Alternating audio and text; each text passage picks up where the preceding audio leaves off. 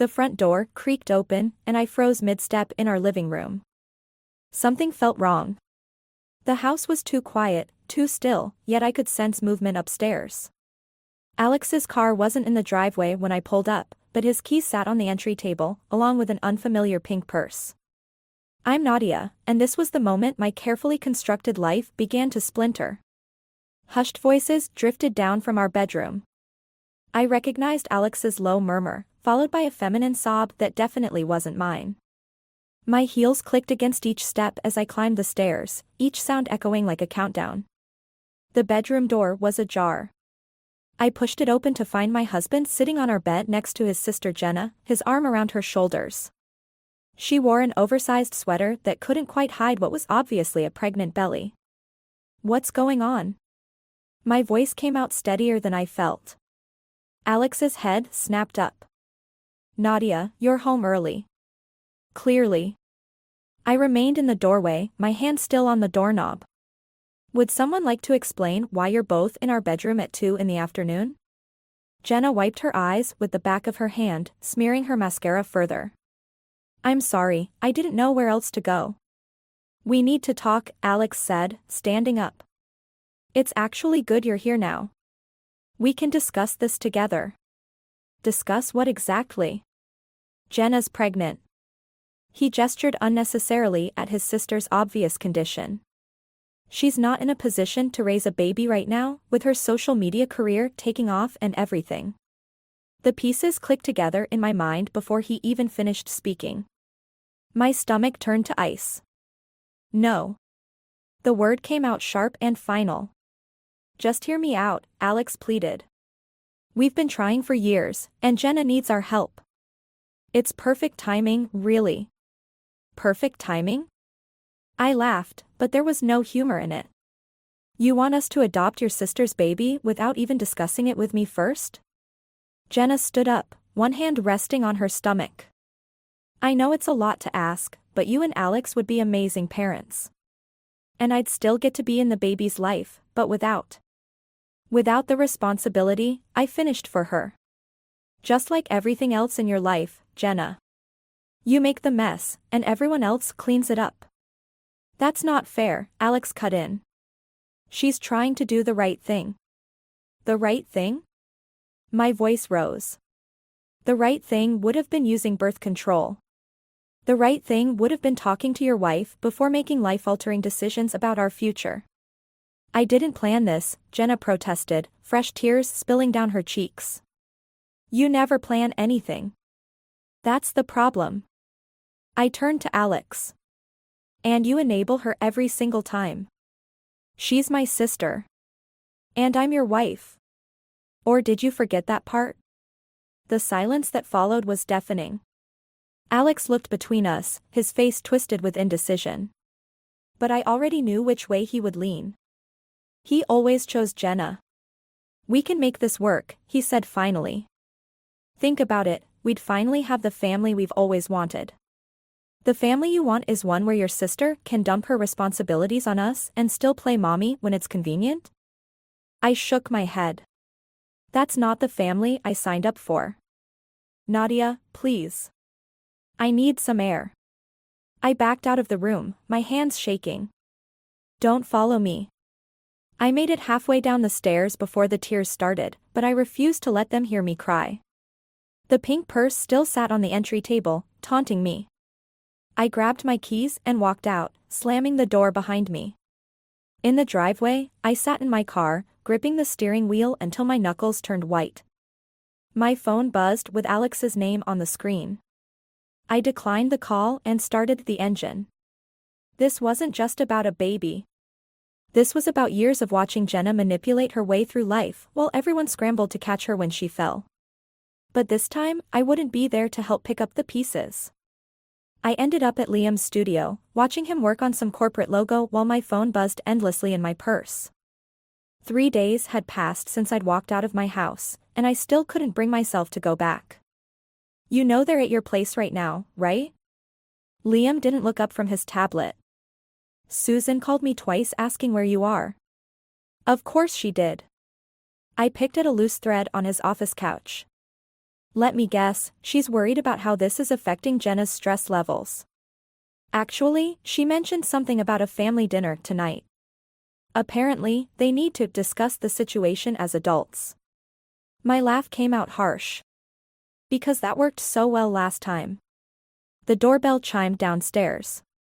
Liam's studio occupied the second floor of an old converted warehouse, and the sound echoed through the space like a warning bell. He checked the security camera feed on his monitor and grimaced. It's Alex. You've got to be kidding me. I stood up, moving away from the windows. Did you tell him? Of course not. Liam looked offended. But he knows we're friends. It was only a matter of time. The doorbell rang again, more insistent this time. My phone started buzzing, Alex's face appearing on the screen for the 20th time today. You should talk to him, Liam said quietly. Even if it's just to tell him to fuck off. I knew he was right. I couldn't hide forever, and this wasn't Liam's problem to deal with. I grabbed my phone and headed downstairs. Alex stood on the sidewalk, his suit wrinkled like he'd slept in it. When he saw me, relief flooded his face. Nadia, thank God. We've been worried sick. We? I stayed in the doorway, arms crossed. Or just you? Everyone. Mom and Dad are at the house with Jenna. They want to talk this through, find a solution that works for all of us. There is no solution that works for all of us, Alex. That's the point. He ran a hand through his hair, a gesture so familiar it made my chest ache. Can we at least discuss this? You disappeared for 3 days. No calls, no messages. I didn't even know if you were safe.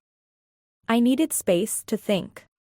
Something I wasn't getting at home with your sister crying in our bedroom and your parents showing up unannounced with baby catalogs.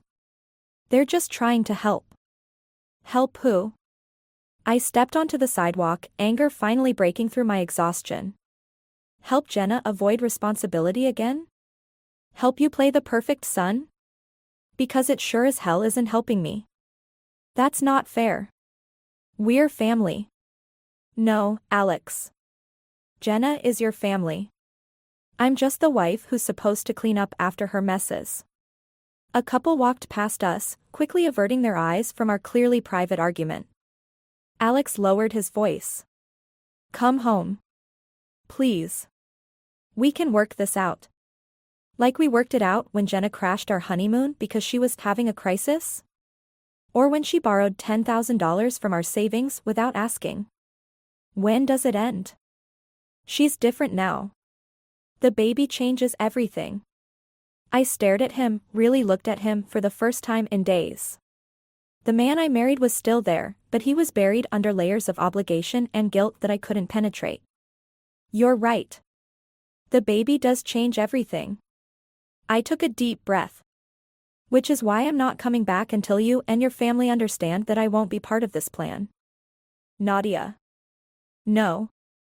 I mean it, Alex. Either you start setting boundaries with Jenna, or I let the sentence hang unfinished between us. His phone buzzed, probably Jenna or his mother wondering where he was. He glanced at it automatically, and in that simple gesture, I saw our entire future. I have to go, he said, already backing away. But this conversation isn't over. Yes, it is. I turned back toward the building. You just don't know it yet. I waited until his car pulled away before letting the tears fall. Behind me, I heard Liam's footsteps on the stairs. You okay? No. I wiped my eyes. But I will be. The notification popped up while I was reviewing project timelines at work. A social media alert I'd set up weeks ago to track Jenna's online presence. What I saw made my coffee turn bitter in my mouth. There she was, perfectly posed in our guest room, now apparently her content creation space, surrounded by unopened baby gifts. The caption read, "So blessed to have an amazing family supporting my journey into motherhood. Sometimes the universe has other plans for us. #blessed. #pregnancy #new chapter." My fingers trembled as I scrolled through the comments. Her followers gushed about how brave she was, how inspiring her story would be. None of them knew she planned to hand off her baby like a used handbag. Nadia? My assistant knocked on my office door. The Miller account team is waiting in the conference room. Cancel it. I grabbed my purse. Family emergency. I drove to our house, my house, knowing Alex would be at work. The spare key was still under the potted plant, exactly where we'd always kept it. Inside, evidence of Jenna's takeover was everywhere, makeup scattered across the coffee table, pregnancy books piled on the kitchen counter. A tripod set up in front of the bay window. Upstairs, the guest room door was open. I stepped inside and froze. The walls were freshly painted a soft yellow. A white crib stood half-assembled in the corner. Our wedding photo, which had hung above the bed for 5 years, was gone, replaced by a collage of Jenna's ultrasound pictures. My phone buzzed. A text from Alex, "Where are you?" "Mom says your car's in the driveway." I ignored it and opened Jenna's laptop, still sitting open on the desk. Her email was already logged in. 20 minutes of searching revealed everything I needed: correspondence with brands about sponsored pregnancy content, a draft blog post about her e-adoption journey, and most damning, messages to 3 different men about child support. The front door opened downstairs. "Nadia?" I quickly forwarded the relevant emails to myself, then closed the laptop. Susan appeared in the doorway, shopping bags in hand. "What are you doing here?" Her tone was sharp, protective. "I live here." Or did everyone forget that? Jenna needs a safe space right now. Your attitude isn't helping. I laughed. Her safe space is my house. With my husband.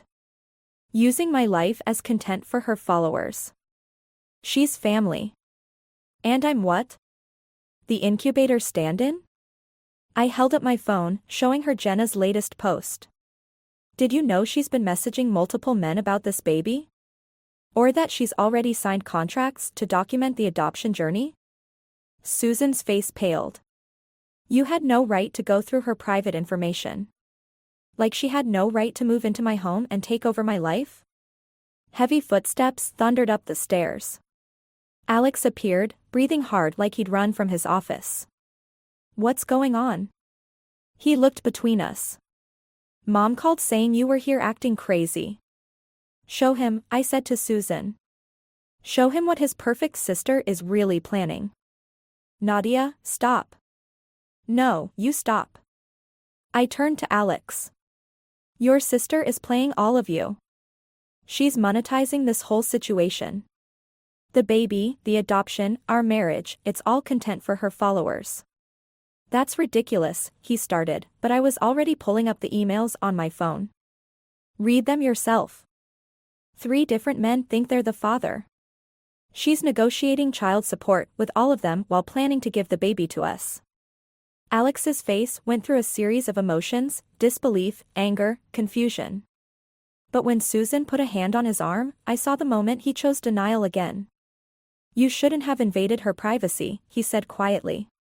Something inside me snapped. That's what you focus on? Not the lies? Not the manipulation? She's pregnant and vulnerable. She's pregnant and scamming everyone. I shoved past them both, heading for the stairs. But you know what? Keep enabling her. Keep pretending she's the victim. Just don't expect me to stick around and watch. Where are you going? Alex called after me. To find a divorce lawyer, I said, not looking back. Consider this my official exit from the Jenna show. The door slammed behind me with a finality that felt like freedom. The divorce lawyer's office felt too small, too warm. I spread the emails across her desk while she read through them, her expression carefully neutral. Outside, rain pelted against the windows, matching my mood. These messages definitely show a pattern of deception, she said finally. But they also reveal something else you should see. She turned her monitor toward me, showing a banking website. My stomach dropped as I recognized our joint account login. When did you last check your finances? I hadn't. Not since everything exploded.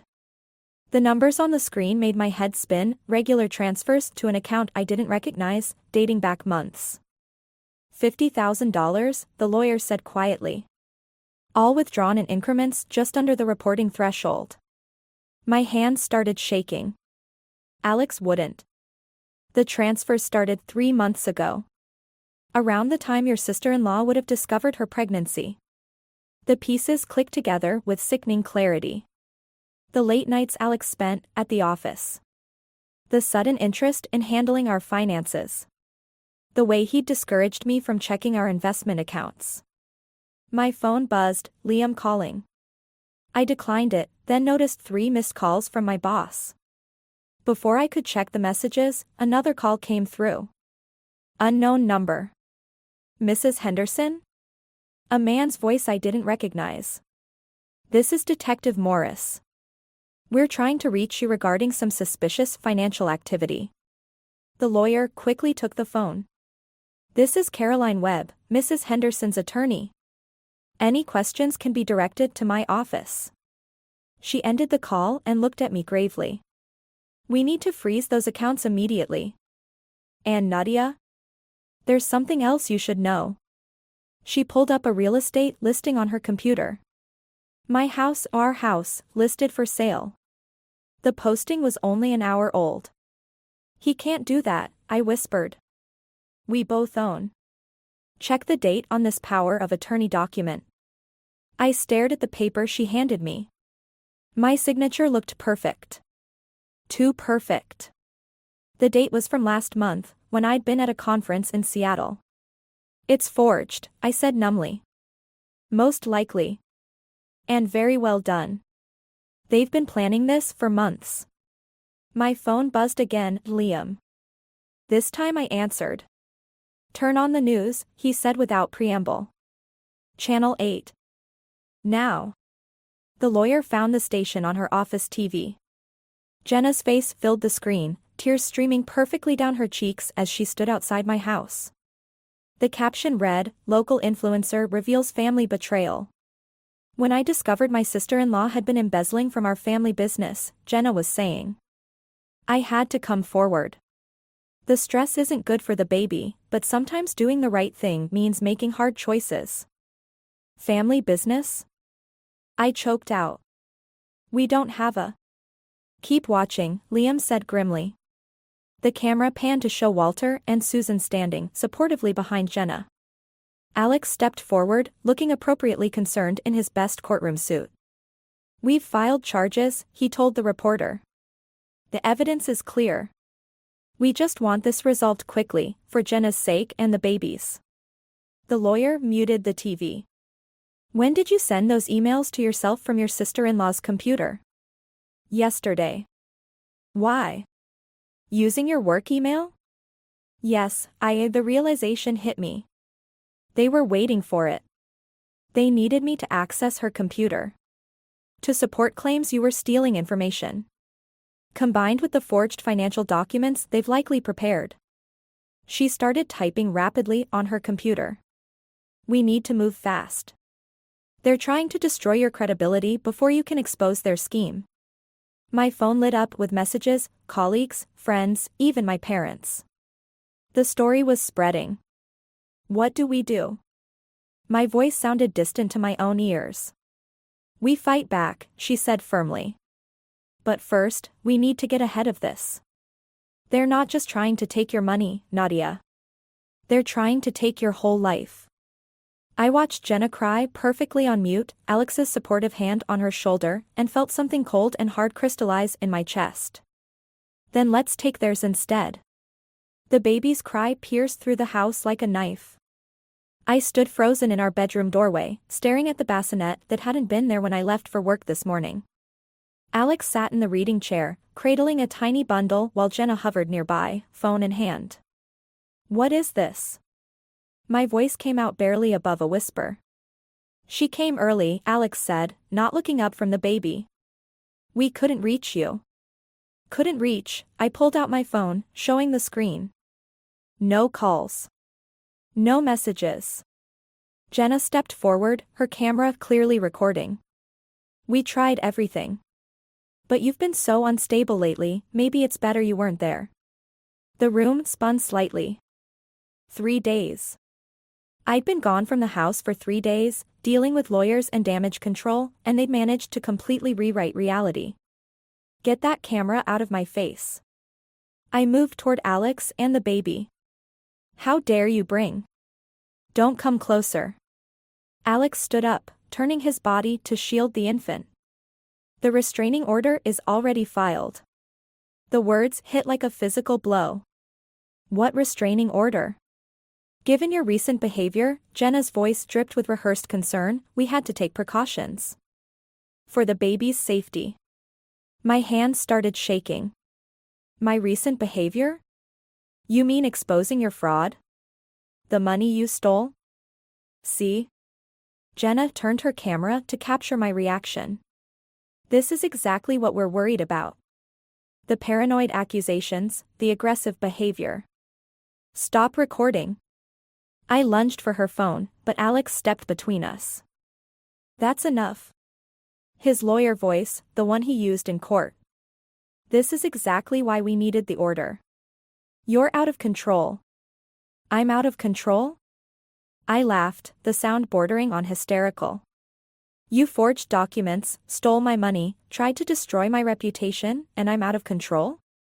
The baby started crying louder. Jenna immediately reached for it, cooing softly. It's okay, sweetie. Mommy's here. Auntie Nadia was just leaving. Auntie? The word tasted like poison. You mean the woman you're trying to frame for embezzlement? Please leave, Alex said quietly. Before we have to call the police. I looked around the room, our room, now filled with baby supplies and Jenna's things. My photos were gone from the walls. My books cleared from the shelves. They'd been erasing me piece by piece while I fought their legal attacks. The police? I pulled out my own phone, starting to record. Let's call them. Let's show them how you've systematically. The sharp crack of Alex's hand hitting my phone away echoed in the sudden silence. We stared at each other, both shocked by the violence of the gesture. The baby wailed louder. You need help, Nadia. His voice was gentle now, practiced. Everything about this was practiced. We're worried about you. Everyone is. I looked at my phone lying face down on the floor, then at Jenna still recording, her expression a perfect mask of concern. The baby's cries filled the space between us like an accusation. Something inside me shifted, hardened. I walked to my dresser, the only piece of furniture still holding my things, and pulled out the manila envelope I'd hidden there days ago. You want to talk about help? I dropped the envelope at Alex's feet. These are copies of everything. The forged documents. The transfers. The messages to all 3 potential fathers. I've already sent them to the SEC, the district attorney, and every sponsor Jenna has. Jenna's camera dipped. You're bluffing. Check your emails. Your sponsors should be dropping you right about. I looked at my watch. Now. Her phone chimed repeatedly, right on cue. The color drained from her face as she read. You've ruined everything, she whispered. No. I headed for the door, pausing only to pick up my fallen phone. You did that all on your own.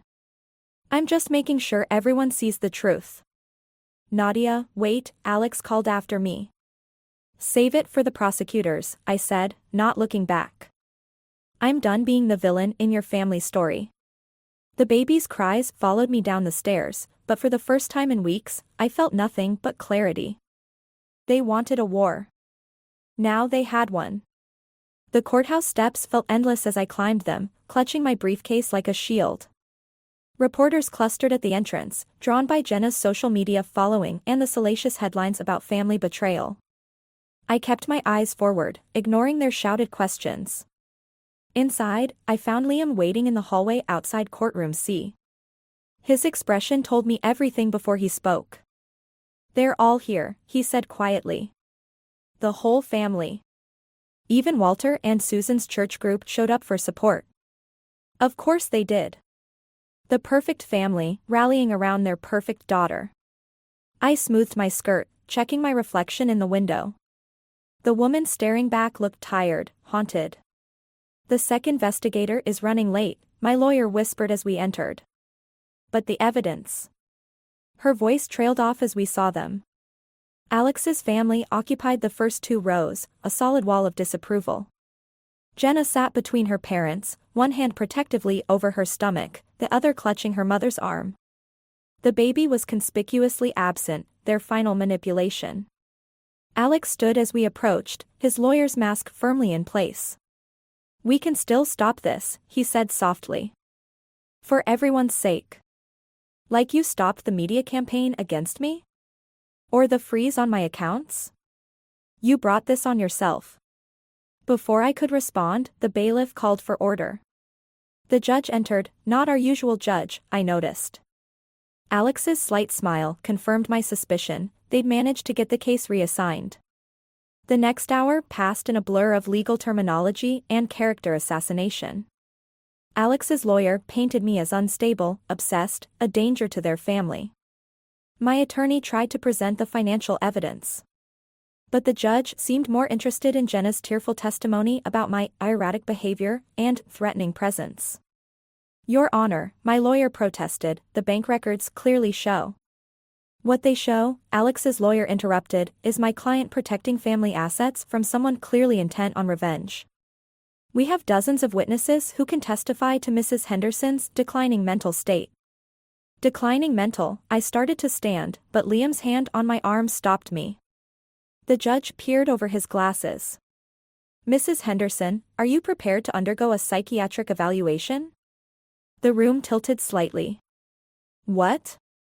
"Given the serious nature of your accusations and the documented pattern of behavior, I'm inclined to order a full evaluation before proceeding." "But the evidence will be considered after we've established your competency to bring these charges."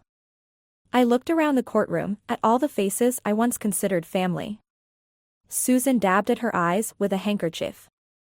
Walter shook his head sadly. Jenna leaned against Alex, the perfect picture of a sister seeking protection. Furthermore, the judge continued, "I'm extending the temporary restraining order. You are to have no contact with any member of the family, including the infant, pending evaluation." "The infant isn't even," I bit back the words. They'd planned this perfectly. Any protest now would just prove their point about my stability. "We're only trying to help you," Alex said, loud enough for everyone to hear. The concerned husband, still trying to save his troubled wife. I stood up slowly, my legs barely supporting me. "You want to help me? Tell them the truth. Tell them about the forged documents, the stolen money, everything." "Mrs. Henderson," the judge warned, "this outburst isn't helping your case." "None of this is helping my case," I laughed, the sound brittle even to my own ears. "They've made sure of that." I grabbed my briefcase and walked out, ignoring my lawyer's protests. Behind me, I heard Jenna's perfectly timed sob, the murmur of sympathetic voices. In the hallway, Liam caught up with me. "Nadia, wait. We can appeal. They won."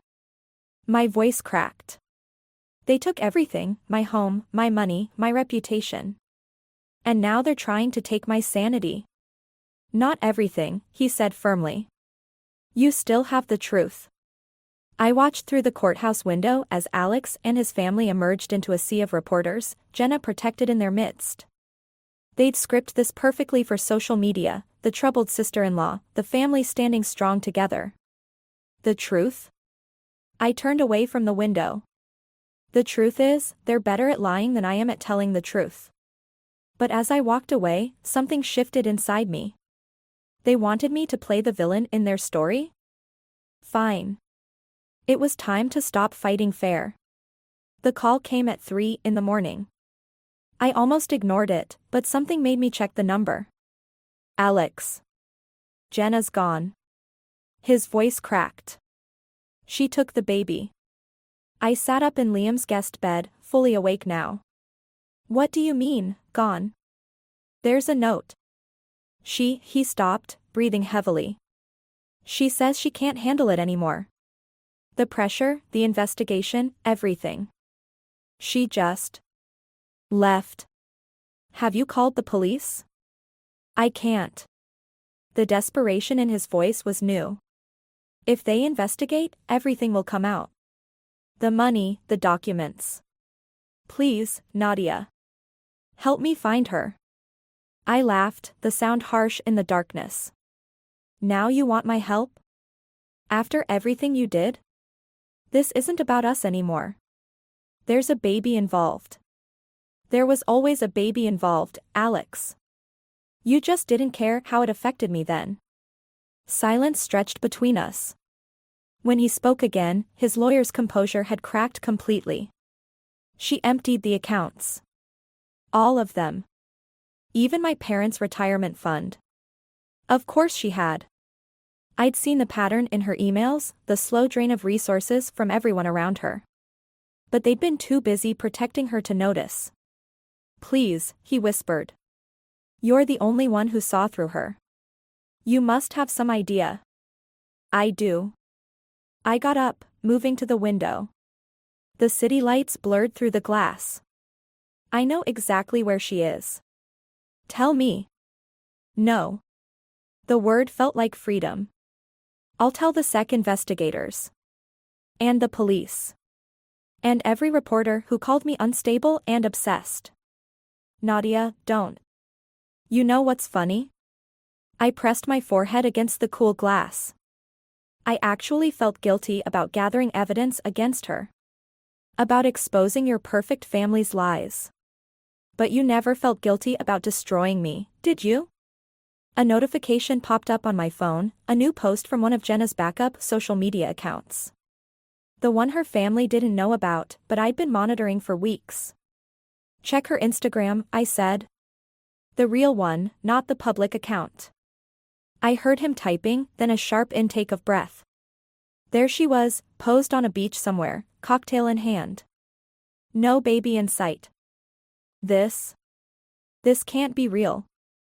It's dated 2 days ago. Before she supposedly gave birth? I smiled into the darkness. Amazing what a fake pregnancy belly and borrowed baby can accomplish, isn't it? Your sister's quite the content creator. But I saw the baby. Did you? Or did you see what she wanted you to see? Check the birth certificate. The hospital records. Actually check them this time, instead of just believing whatever she told you. His breathing had turned ragged. Why are you doing this? I'm not doing anything. I'm just finally letting the truth do what it does best, destroy lies. If you go public with this, you'll what? Declare me mentally unstable again? Good luck with that. The SEC has everything now, including evidence of how you helped her forge documents and hide money. Your law license won't survive that, Alex. A sound somewhere between a laugh and a sob came through the phone. You planned this. You knew she'd run. No. I just knew who she really was, while you were all too busy protecting her to see it. I moved away from the window. The police will be at your house in about 20 minutes. I'd suggest having your parents there too. Make it a real family reunion. Nadia, wait. I ended the call and blocked his number. Outside, sirens wailed in the distance, getting closer. My phone lit up with notifications as Jenna's deception started trending online. Her followers were already turning on her, sharing screenshots of her contradicting posts, exposing more lies. Liam appeared in the doorway, concern etched on his face. You okay? No. I handed him my phone, showing him the chaos unfolding on social media. But I will be. What happens now? I watched the first police car turn onto the street below, heading toward Alex's house. Toward the perfectly crafted life that was about to shatter. Now they learn what it feels like to lose everything. The sirens grew louder, their wail a symphony of justice finally being served. The news alert popped up during my morning coffee. Social media influencer arrested in Bali, investment fraud scheme exposed. I swiped it away. But another quickly replaced it. Prominent attorney faces disbarment hearing. Liam set a moving box on my new kitchen counter. You sure you don't want to watch any of it? I lived it. I handed him a coffee. The aftermath is someone else's story. My phone buzzed, Susan's number. I'd blocked everyone else, but kept hers, waiting for this moment. When I answered, her voice was smaller than I remembered. Walter had a heart attack. The words hung in the air between us. I waited. The stress, the publicity, everything with Jenna. She paused. He's stable, but Alex won't visit. Says he can't face his father after everything. What do you want from me, Susan? I don't know. A quiet sob. To apologize? To understand how we got here? We were supposed to be family. Family doesn't try to destroy each other. We thought we were protecting her. No.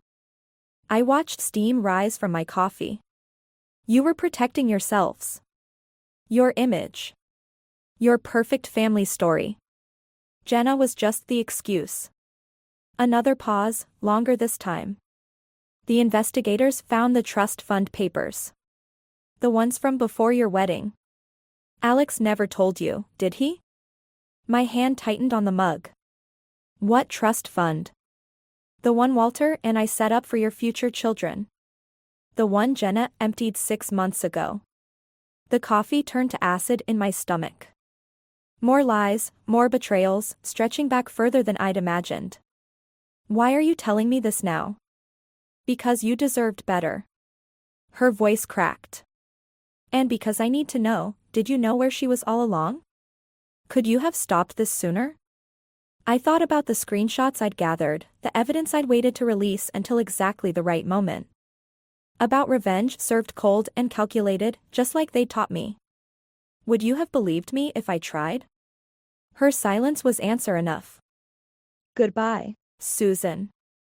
I ended the call before she could respond.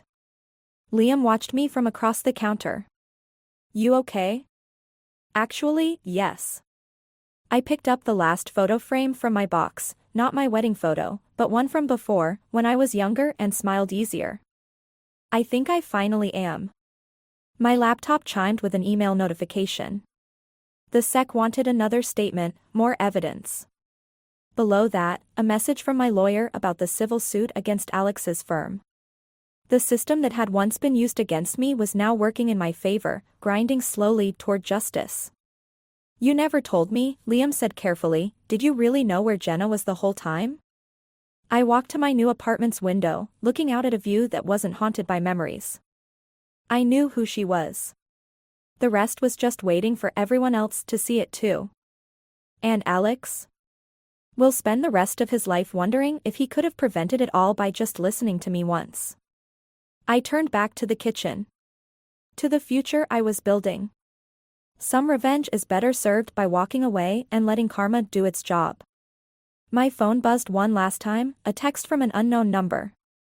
A photo of Jenna in handcuffs, being led from a luxury resort. Below it, 2 words from my lawyer, worth waiting? I deleted the message without responding. The satisfaction I'd expected to feel was there, but it was different now, not the hot rush of revenge, but the quiet certainty of justice served. Help me hang this? I held up the old photo, the one of my younger self. Liam grabbed a hammer from the toolbox. Where do you want it? I pointed to the wall facing my bed, where it would be the first thing I'd see each morning. Not as a reminder of what I'd lost or what I'd done, but of who I'd been before, and could be again. Right here, I said. Where I can see myself clearly. The hammer struck the nail, the sound sharp and final in the quiet apartment. Like a period at the end of a very long sentence.